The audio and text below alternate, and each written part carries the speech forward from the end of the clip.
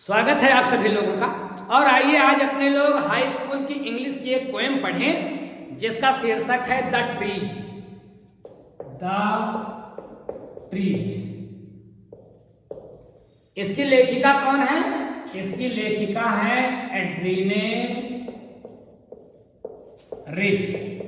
बहुत बड़ा नाम है ये अंग्रेजी साहित्य का, एड्रीने रिच। जितना साहित्य के लिए इनके योगदान को जाना जाता है उससे ज्यादा ये इसलिए भी मशहूर हैं कि बहुत बड़ी नारीवादी हैं। ये नारीवादी क्या है? नारीवादी मतलब नारियों के हित की वकालत करने वाली, नारियों के प्रताड़ना के खिलाफ आवाज मुखर करने वाले लोगों को नारीवादी कहा जाता है। स्त्रियां, नारियां पहले बहुत प्रताड़ित थी ना, लोग बहुत परेशान करते थे ना, समाज में इनकी दशा बड़ी दयनीय थी ना पहले के जमाने में। आज बदल गई है स्थिति, आज ये अबला नहीं है, आज ये सबला है, आज ये प्रताड़ित कम है, प्रताड़ित ज्यादा कर रही हैं। आज तो समय काफी बदल गया है ना, लेकिन एक जमाना हुआ करता था जब ये बेचारी थी, लेकिन अब तो पुरुष बेचारा हो गया है। अब नारियां बेचारी नहीं है, लेकिन एक जमाना था जब इनको बहुत दबाया गया था। उस समय नारी के हितों की वकालत करने में एड्रीने रिच का बहुत बड़ा नाम है। इन्होंने इसी विषय पर एक पोएम लिखी, द ट्रीज। अब ये द ट्रीज जो पोएम है ये है तो पेड़ों के बारे में, इसका नाम ही है द ट्रीज। पेड़ों के बारे में बात हो रही है, लेकिन पेड़ों के बहाने ये किसकी बात कर रहे हैं? पेड़ों के बहाने ये बात कर रहे हैं स्त्री जाति की। पेड़ का हाल क्या है? पेड़ जंगल में होते हैं, जंगल की शोभा बढ़ाते हैं, लेकिन मनुष्य ने क्या किया? अपनी गंदी हरकतों के लिए, अपना साम्राज्य बढ़ाने के लिए क्या किया? पेड़ों को काटा और वहां घर बनाया आलीशान, और फिर घर की खूबसूरती बढ़ाने के लिए गमले में फूल लगाया, गमले में पेड़ पौधों को लगाया। उसी बात को उद्धृत कर रही हैं एड्रीने रिच कि जंगल सारे निपटी हो गए, जंगल खाली हो गए, जंगल काटे गए, अब जंगल की खूबसूरती खत्म हो गई। न वहां चिड़िया बसेरा कर सकती थी, न जंगलों की छाया में छोटे छोटे कीड़े मकोड़े छुप सकते थे। सब परिस्थिति बदल गई और जंगल को ला करके कहां लगा दिया गया? घर में। जंगल काट काट करके घर बनाया गया और गमलों में पेड़ लगा करके जंगल उगाया जा रहा है। तो ये जो घर में पेड़ आ गए, ये अब जाना चाहते हैं वापिस अपने घर में। इनका असली घर कौन है? जंगल। जो पेड़ हम लोग घर में लगाए बैठे हैं खूबसूरती के लिए, वास्तव में इनको कहां, इनका असली घर कहां है? जंगल। हमने घर में लगा लिया है, तो ये भागना चाह रहे हैं जंगल की ओर। लेखिका कह रही है कि धीरे धीरे ये घर के फूल और पौधे ये संघर्ष कर रहे हैं कहां जाने का? जंगल में जाने का। ठीक उसी प्रकार से नारियों को केवल घर के अंदर रहना चाहिए। चौका, बर्तन, चूल्हा, चक्की, बर्तन, चाय, खाना, कपड़ा, यही इनका काम है? नहीं, इनकी जरूरत समाज में भी है। अगर ये बाहर निकलेंगी, इनको निकलने का मौका मिलेगा, तो इन्हीं लड़कियों में से कोई किरण बेदी होगी, कोई कल्पना चावला होगी, कोई लता मंगेशकर होगी, और अगर घर में रहेगी तो बस वही चूल्हा चक्की वाली औरत हो जाएंगी। तो जैसे समाज से स्त्रियों को पकड़ करके केवल सौंदर्य और भोग की वस्तु बांध करके घर में रख दिया गया था कभी, लेकिन जब स्त्रियों को पता चला कि अरे मेरे साथ तो बड़ा अन्याय हुआ है, मुझे समाज में भी जाना चाहिए, तो स्त्रियों ने भी पेड़ों की तरह संघर्ष करना शुरू कर दिया। लेखिका कहती है कि इन पेड़ों ने प्रयास किया कि अब हम घर से कहां जाएंगे? जंगल में जाएंगे। लेखिका कहती है कि कुछ ही समय बाद ये जो इम्पटी जंगल है, जो खाली खाली जंगल है, ये भर जाएंगे, क्योंकि ये सारे घर के पेड़ पौधे जंगल में पहुंच जाएंगे। और जंगल में भी ये फूल पौधे पहुंचने के लिए बहुत संघर्ष कर रहे हैं, रात भर संघर्ष कर रहे हैं ये फूल पौधे घर से जंगल में जाने के लिए। ठीक उसी प्रकार से लड़की आगे बढ़ने के लिए, समाज में अपना योगदान देने के लिए अथक प्रयास कर रही हैं, रात भर पढ़ती हैं। जब लड़के मोबाइल में टुक टुक करते हैं तो लड़कियां बहनें पढ़ती हैं, बहन आगे निकल जाती है, भाई फिसड्डी रह जाता है। कौन सा ऐसा बोर्ड है जिसको लड़कियां टॉप न कर रही हो, सबको पीछे छोड़ रही हैं। क्यों? क्योंकि वो लगातार रात भर मेहनत करती हैं। ठीक उसी प्रकार से ये घर के पेड़ बाहर निकलने के लिए रात भर संघर्ष करते हैं, अपने आप को मुक्त करने के लिए। अब लेखिका कहती है कि ये जब घर के पेड़ जब संघर्ष कर रहे हैं निकलने के लिए, तो कांच की खिड़कियां लगी हुई हैं घर में, तो वहां जब ये पेड़ पहुंचता है तो थोड़ा मुड़ तुड़ जाता है। अपने लोगों ने देखा है ना, जहां से गमलों से पौधे निकलते हैं, अगर कोई दीवार आ गई, कोई खिड़की आ गई, तो वहां थोड़ा मुड़ तुड़ जाती हैं शाखाएं, तो मुड़ तुड़ जा रही, लेकिन निकलने का अथक प्रयास। ठीक उसी प्रकार से लड़कियां जब आगे निकलने का प्रयास करती हैं, समाज वाले ताने मारते हैं, बड़ा विरोध करते हैं, लेकिन फिर भी किसी प्रकार से खिड़कियों के बाहर टहनियां निकल ही जाती हैं। जैसे लड़कियां लाख बाधाओं को पार करके आगे चली ही जाती हैं। तो ये टहनियां जब बाहर निकल जाती हैं, तो लेखिका कहती है कि ये टहनियां बिल्कुल वैसे बाहर निकल जाती हैं और अपने आप को महसूस करती हैं जैसे कि अस्पताल से निकला हुआ नया मरीज।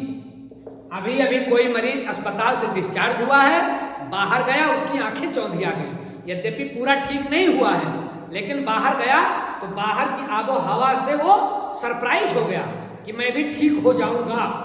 तो ठीक उसी प्रकार से नए मरीज की तरह ये टहनियां निकली हैं, पूरी ठीक नहीं है, बिल्कुल वैसे ही लड़कियां बाहर निकली हैं, पूरी तरह से बाहर नहीं निकली हैं, लेकिन अब निकलने का प्रयास जारी है। ऐसा करने में इनकी शाखाएं सख्त हो जाती हैं, शाखाएं मुड़ जाती हैं, बिल्कुल वैसे लड़कियों को बहुत सारी चीजें सहना पड़ता है, और लेकिन फिर भी वो आगे निकल जाती हैं। आगे लेखिका कहती है कि मैं जो है एक पत्र लिख रही हूं कमरे में बैठ करके, और मुझे इन पेड़ों के सरकने की आवाज आ रही है, फुसफुसाहट, ये फुसफुसा रहे हैं कि हम निकल चलेंगे।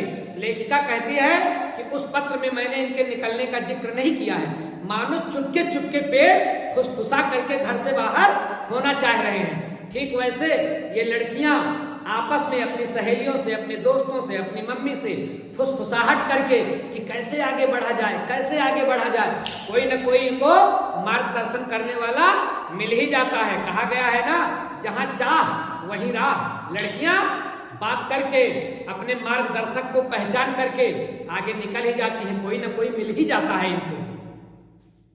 इस प्रकार से लेखिका बताती है कि मैंने इन सब का जिक्र पत्र में नहीं किया, मानो संसार वाले जान नहीं पाते हैं, लेकिन लड़कियां आगे निकल जाती हैं, जैसे पेड़ घर से बाहर निकल रहे हैं, किसी को कानो कान खबर नहीं है। लेखिका कहती है कि इन मेरे घर में लगे हुए पेड़ों से खुशबू आ रही है, लेकिन ये खुशबू कल तक खत्म हो जाएगी। बिल्कुल वैसे जैसे लड़कियां घर की शान होती हैं, पापा की दुलारी होती हैं, मम्मी की प्यारी होती हैं, घर में चहचहाहट होती है जब लड़कियां होती हैं, लेकिन लड़कियां जब समाज में जाती हैं तो वहां अपनी खुशबू बिखेरती हैं। ऐसा नहीं कि लड़कियां केवल घर के चार दीवारी के अंदर की खूबसूरती हैं, बाहर जाएंगी वहां अपना प्रकाश फैलाएंगी, वहां अपना तेज फैलाएंगी। अब इस प्रकार से लेखिका कहती है कि जब ये पेड़ बाहर निकल गए तो आग का पेड़, बहुत बड़ा आग का पेड़, ये वहां तक पहुंचा, चांद तक पहुंचा। आग का पेड़ चांद के टुकड़े टुकड़े कर दिया, मतलब आग का पेड़ जब ऊपर पहुंचा तो चांद तक पहुंचा, और उसकी टहनियां, उसकी डालें चांद को बिखेर दे रही हैं। चांद ऐसे टूटा टूटा दिखाई पड़ रहा है जैसे कि शीशा, जैसे शीशा जो है वो बिखरा बिखरा दिखाई पड़े, टूट जाए, वैसे चांद बिखरा बिखरा दिखाई पड़ रहा है। कंफर्म हो रहे हैं ना? मानो लेखिका ये कहना चाहती है कि लड़कियों की पहुंच कहां तक है?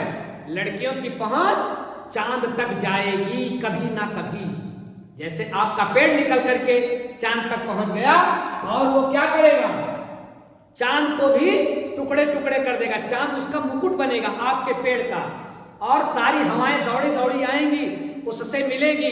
तो मानो लड़कियां जब बाहर जाएंगी तो समाज के लोग जो उसका विरोध कर रहे थे, जब ये किसी ऊंचे पद पर आसीन होंगी तो वही समाज के लोग जो विरोध कर रहे थे, ताने मार रहे थे, हंस रहे थे, वही मैडम जी, मेम जी ऐसा कह कह करके आगे पीछे लगे रहेंगे और एक आंख के पेड़ की तरह ये लड़कियां आगे निकल जाएंगी। तो लब्बो लबाब ये ट्रीज की तुलना जो है कवियत्री ने स्त्री जात से की है। जैसे पेड़ काट काट करके घर में भर लिए गए, वैसे स्त्रियों को ठूस दिया गया घर में। पेड़ घर से निकलने का प्रयास करते हैं। पेड़ एक वैज्ञानिक तथ्य है कि पेड़ किधर भागते हैं, जिधर खाली स्थान मिलता है। पेड़ किधर भागते हैं, जिधर सूरज की रोशनी मिलती है। पेड़ की डाली आपने कभी ऐसा नहीं देखा होगा कि उधर भगे जिधर अंधेरा हो, उधर भगे जिधर दीवार हो। एक वैज्ञानिक फेनोमेना है। तो लड़कियां भी किधर भगेंगी, जहां आजादी हो, जहां स्वतंत्र जीवन हो, जहां उनके ऊपर कोई पाबंदी ना हो, वो भी अपनी लाइफ जी सके जैसे कि पेड़ चाहते हैं। तो ये रहा भैया इसकी समरी। अब आइए हम लोग देखें कि इसमें कवियत्री ने कौन कौन सा पोएटिक डिवाइस यूज किया है।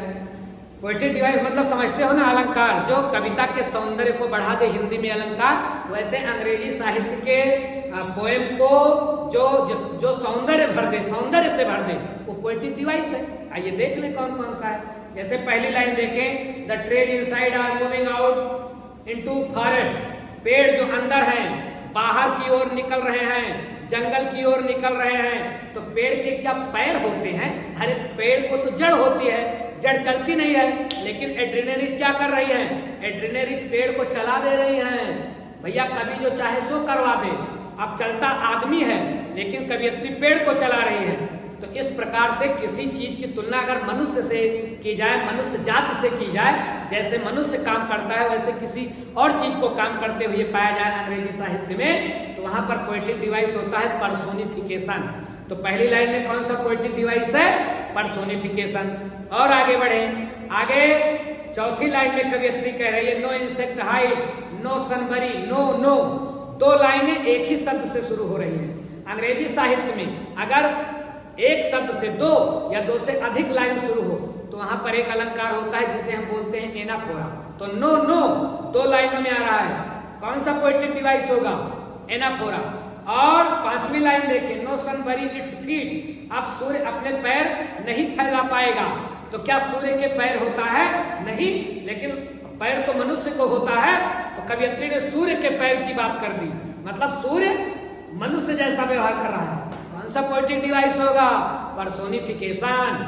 जहां व्यक्ति जैसा कोई चीज चल रहा है, गा रहा है। अब सूर्य गाएगा, सूर्य अपने पैर फैलाएगा? पर्सोनिफिकेशन।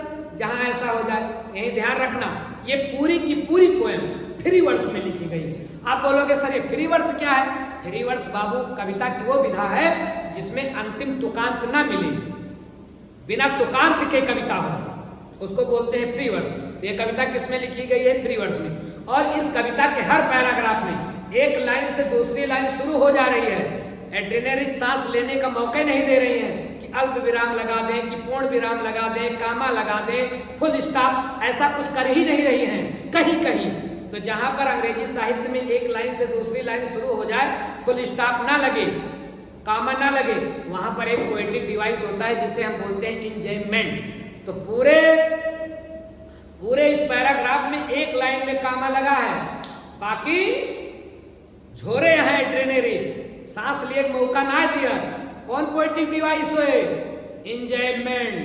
अगर सांस लेने का मौका कभी ना दे तो चलते रहो न अल्प विराम लिया न पूर्ण विराम लिया, तो इंजॉयमेंट। आगे चले, आगे एक लाइन है कि the long crammed box सफलिंग under the roof like newly discharge patient. ये पेड़ की टहनियां ऐसे आगे निकली हैं छतों से, कांच के खिड़कियों को पार करके, जैसे कि नया डिस्चार्ज मरीज, जिसकी चर्चा अपने लोगों ने की। तो यहाँ टहनियों के घर से बाहर निकलने की तुलना किससे की गई है? नए डिस्चार्ज पेशेंट से। और कौन सा शब्द लगाया गया है तुलना के लिए?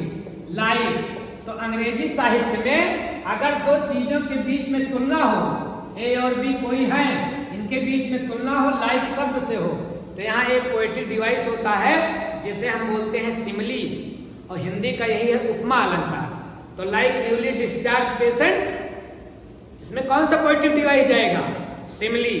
कौन सा पोएटिक डिवाइस जाएगा? सिमिली।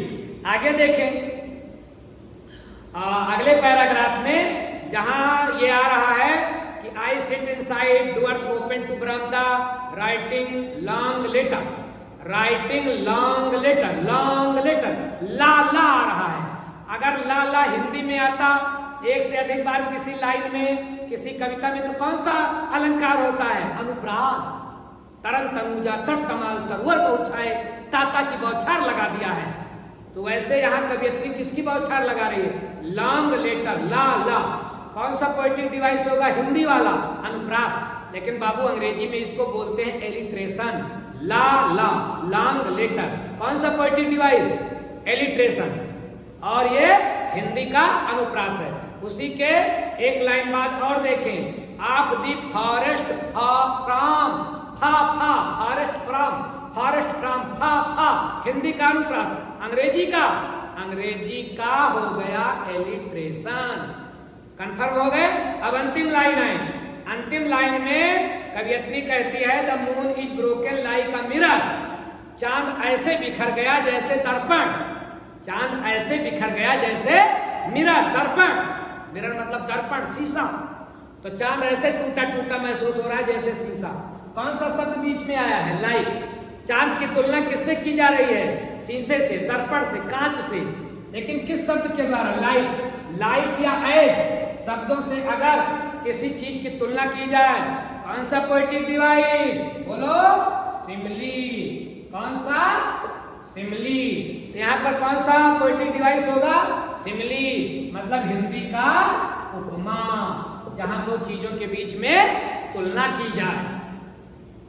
तो ये कुछ महत्वपूर्ण पोएटिक डिवाइस रहे। किस पाठ की चर्चा की अपने लोगों ने? ट्रीज। पूरी की पूरी कविता बात पेड़ों की कर रही है, लेकिन इशारों इशारों में बात स्त्री जात की जा रही है। किसके द्वारा? एड्रीने रिच के द्वारा। तो ये पूरी पोएम की छोटी सी समरी रही और इसके पोएटिक डिवाइस रहे। ऐसी ही जानकारियों के साथ आगे भी मिलेंगे।